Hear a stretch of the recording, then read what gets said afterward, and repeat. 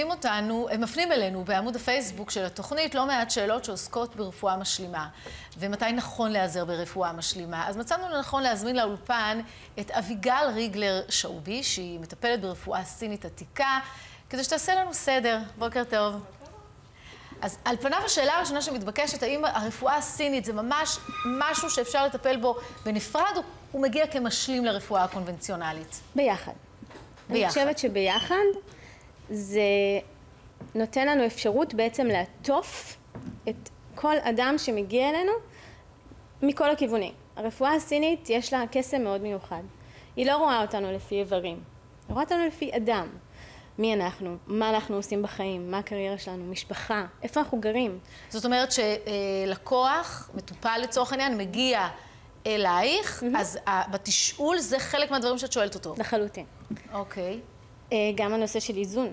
אגב, המטרה היא להגיע לאיזון. כשאנחנו נמצאים באיזון, אז כל המערכות שלנו בגוף יכולות לעבוד בצורה שהיא הרמונית יותר והיא מתאימה לנו. מחלה זה סוג של יציאה מאיזון. כן.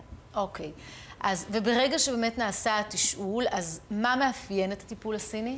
בעצם בשביל זה אנחנו לומדים 4 שנים, כדי להבין איך אנחנו יכולים לדייק את החליפה הזאת. אנחנו בעצם תופרים לכל מטופל שמגיע אלינו חליפה של טיפול. מה צריך לחזק, מתי צריך לחזק, בין אם זה בתזונה, עם פורמולות סיניות, אולי עם שינוי עבודה, אולי עם שינוי מקום מגורים. ובעצם המטרה היא להביא כל אינדיבידואל למצב הכי טוב שהוא יכול להיות פה בנקודת זמן. אז זה נשמע שעל פניו יותר טוב להגיע אליכם כמניעה, כי אם למשל אני מגיעה כשיש לילד חום גבוה, אני רוצה עכשיו מענה, לא רלוונטי איפה הוא גר, עכשיו אני רוצה שירד לו החום. תמיד עדיף, הרפואה הסינית היא רפואה מונעת ורפואה תומכת. אם נשברה היד, או יש לנו חום מאוד מאוד מאוד גבוה, אנחנו לא נפנה לפתרון מיידי ברפואה שהיא משלימה או עוטפת. אנחנו נפנה קודם כל לרפואה מיידית, לגבס את היד, להוריד את החום. אבל אם אנחנו מתחילים לפני, ובעצם יש לנו כלים למנוע את החום הזה, או לעזור לבן אדם להתאושש בצורה יותר מהירה, ואז אנחנו חולים 2 בשנה או 3 בשנה, ולא 2 בחודש, אז עשינו את שלנו. אבל בכל זאת יש איזשהם נקודות שהן, אם אנחנו מדברים באמת על רפואה מונעת, שזה המלצות גורפות לכלל האוכלוסייה, לא יודעת, איך לאכול, דברים שקשורים לשינה, מה מאפיין? אנחנו רוצים לישון טוב בלילה, ואנחנו רוצים להרחיק את המסכים מאיתנו. זה אומר ללכת לישון בשעה שהיא לא 12-1, אלא בסביבות 10. אני מדברת על אנשים מבוגרים, לא על ילדים. אנחנו נפחית סוכרים. אנחנו נשתה בעיקר מים, אנחנו נקפיד על שתייה של מים רציפה במהלך היום. יש משמעות לטמפרטורה? חם, טמפרטורת הגוף? הסינית האידיאולוגית אומרת פושר. אנחנו לא שותים קר מאוד ולא חם מאוד. זה נכון לכלל האוכל שלנו?